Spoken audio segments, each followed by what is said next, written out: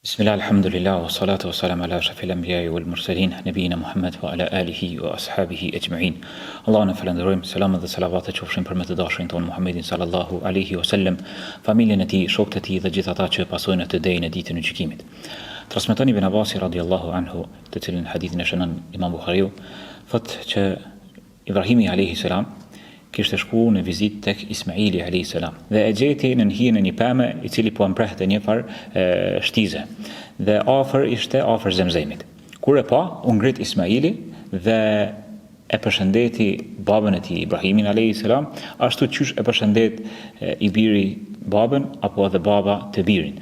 Dhe aty për aty Ibrahimi alayhis salam i tregon: "O Ismail, Allahu më ka urdhëruar për një çështje. O Ismail, Allahu më ka urdhëruar për një çështje."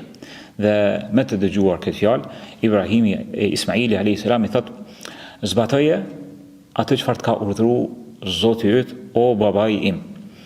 Atëherë Ibrahimi alayhis salam e pyet: "A do të më ndihmosh?" I thotë: "Sigurisht, do të ndihmoj." Atëherë i tregon: "Allahu i lartësuar më ka urdhëruar që ta ndërtoj mu në këtë vend shtëpinë pra Qaben." Dhe i tregon për një vend të ngritur dhe fillojnë dhe e ndërtojnë Qaben.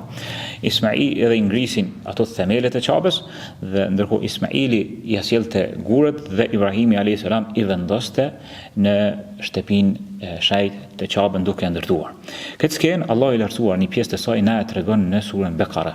Në surën Bekare dhe thot: "Wa idh yarfa'u Ibrahimu al-qawa'ida min al-bayti wa Ismail."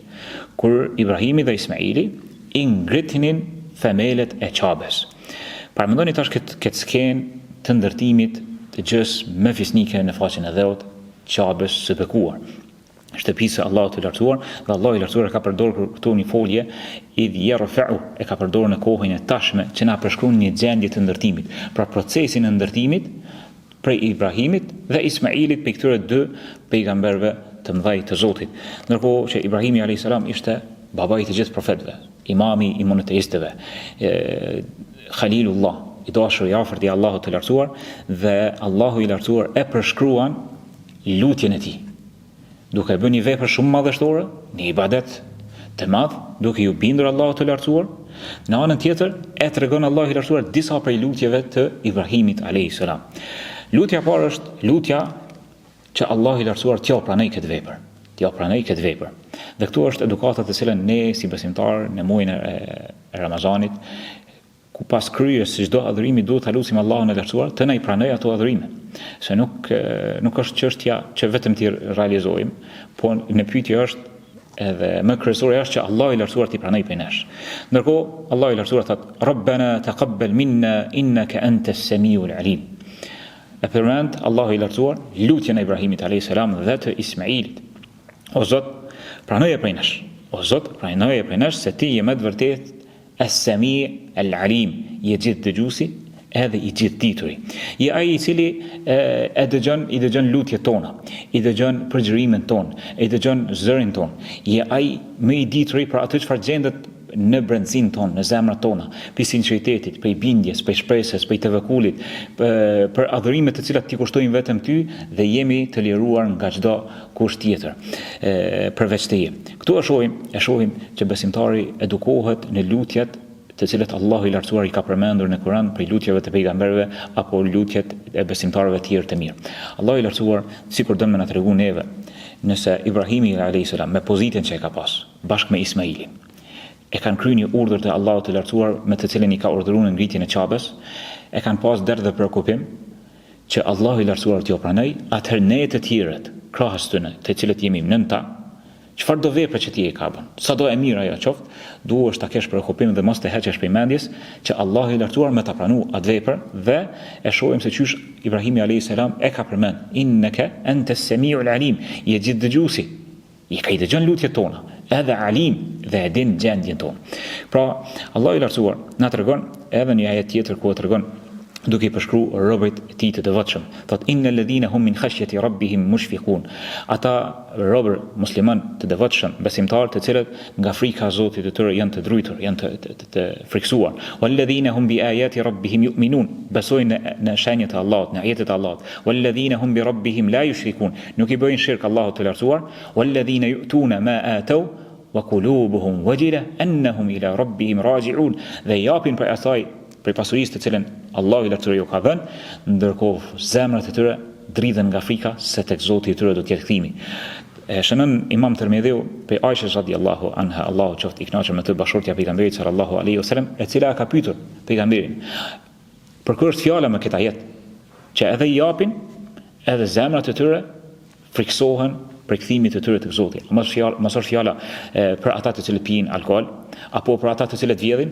Pejgamberi sallallahu alaihi wasallam i thotë jo, o bija të sinqertit, ja bint të Siddiq, nuk është fjala për ata, është fjala për ata të cilët falen, agjerojnë, edhe japin sadak, megjithatë krahas saj i shoqëron frika se mos ndoshta kjo vepër nuk po pranohet për tyre. Prandaj pejgamberi sallallahu alaihi wasallam na ka eduku në hadithin e Thubanit të cilën shani Imam Muslimi, që pejgamberi sallallahu alaihi wasallam pas çdo namazi ka kërku falje, astaghfirullah, astaghfirullah, astaghfirullah, Allahumma anta salam wa minka salam, dikën të cilën e bëjnë.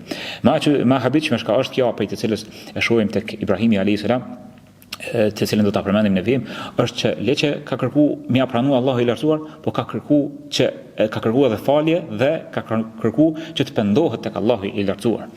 Nëse e shohim se si Ibrahimi alayhis salam ju ka drejtuar Allahu të lartësuar me cilën emër të tij, ju ka drejtuar Rabbana, o Zoti jon.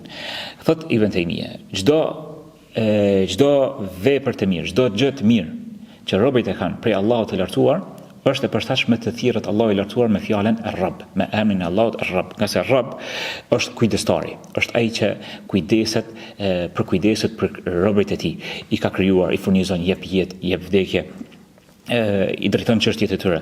Për çdo gjë, çdo mirësi, thotë Ibn Taymija, që ju rrjedh robërve të Allahut të lartësuar, është e udhës që të thirret Allahu i lartësuar me fjalën Rabb. Dhe e shohim që shumica e lutjeve të pejgamberëve kanë qenë me emrin Rabb. Për shembull, lutja e Ademit, Rabbana zalamna anfusana wa illam taghfir lana wa tarhamna lanakunanna minal khasirin. O Zoti jon, Rabb i joni, i kemi bërë zullum vetvetes tonë. Nëse ti nuk na i fal gjunahet dhe nuk na mëshiron, ne do të jemi prej të humburve. Lutja e Nuhit alayhis salam, qala rabbi inni a'udhu bika an as'alaka ma laysa li bihi ilm. O Zot, Nuhi ka thonë, Rabbi inni, por përdor fjalën Rabb, Zoti jon, Zoti im, unë kërkoj mbrojtje që të kërkoj prej teje diçka çfarë unë nuk kam dituri. Wa illa taghfirli wa tarhamni akum min al-khasirin. Nëse ti nuk më fal, nuk më mëshiron, do të jem prej të humburve. Po ashtu edhe Ibrahimi alayhis salam, të cilën sapo e pam se e ka lutur Allahun e lartësuar me emrin Ar-Rabb. Pra e shohim që besimtari vazhdimisht duhet të kujdeset në zgjidhjen e shprehjeve kur e lut Allahun e lartësuar. Nëse ka të bëjë me lutje adhurimi, që dënë me lavdëru Allahun e lartësuar, e përdor shprehjen Allah, e përdor shprehjen ku e lavdëron Allahun me emrat e tij, duke përdor fjalën Allahumma, apo duke i përdor fjalën la ilaha illa anta, që ka ardhur në duan e dhunnunit, duan e Yunusit, la ilaha illa anta subhanaka inni kuntu minadh dhalimin. Kjo është të kërkosh afërsinë tek Allahu i lartësuar përmes derës së tauhidit. Ndërsa kur është fjala për çështjet që Allahu i lartësuar më të përgjigj, për mirësive të dunjas dhe ahiretit, e kërkon me fjalën Rabbana ose Rabbi, me fjalën emrin Allahut të lartësuar Ar-Rabb.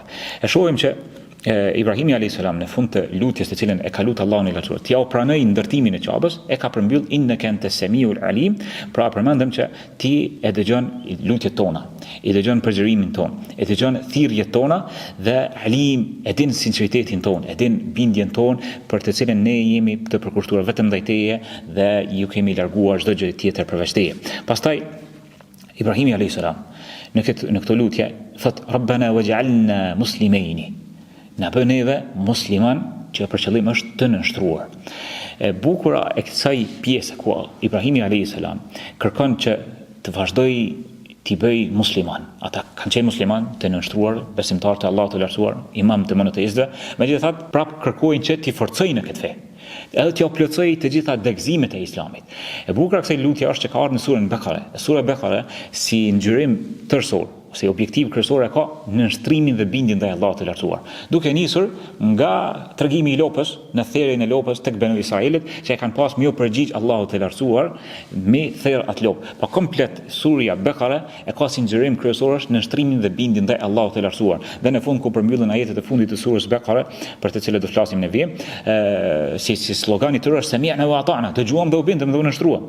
Dhe këtu Ibrahimi alayhis salam e përdor përsëri e lut Allahun e lartësuar Rabbana waj'alna muslimin. Na bë neve na bë musliman. Pastaj e vazhdon lutjen, thot wa min dhurriyyatina ummatan muslimatan lak. Dhe për i pasardhësve tanë bëj të jenë musliman që të nështrohen ty. Nga se ai që e ka kuptuar drejt tauhidin, e din që me vazhdu mirësia tauhidit, duhet të kesh pasardhës musliman. T'ja kesh brengin edhe atyre dhe të lutesh edhe për ta, që t'jenë dhe të vazhdojnë mirësia në familjen tënde me për robërve të cilët e adhurojnë Allahun e lartësuar. Pastaj thot arina manasikana, na bëj të qartë neve mënyrën se si të adhurojmë, na i tregon neve adhurimet. Këtu Ibrahimi alayhis salam e lut Allahun e lartësuar që të ketë larg pamësi le të ketë sy qelsi në çështjen e adhurimit, se si të adhuroj Allahun e lartësuar. Pra, që mënyrën si ta thirr, si ta adhuroj dhe si të kryjnë adhurimet, dhe që krahas kësaj e lut Allahun që t'ja mësoj adhurimin e duhur në kohën e duhur. Adhurimin e duhur në kohën e duhur. Nga se ky është fikhu i vërtet i fesë, që në kohë speciale të dish cilin adhurim mi kry.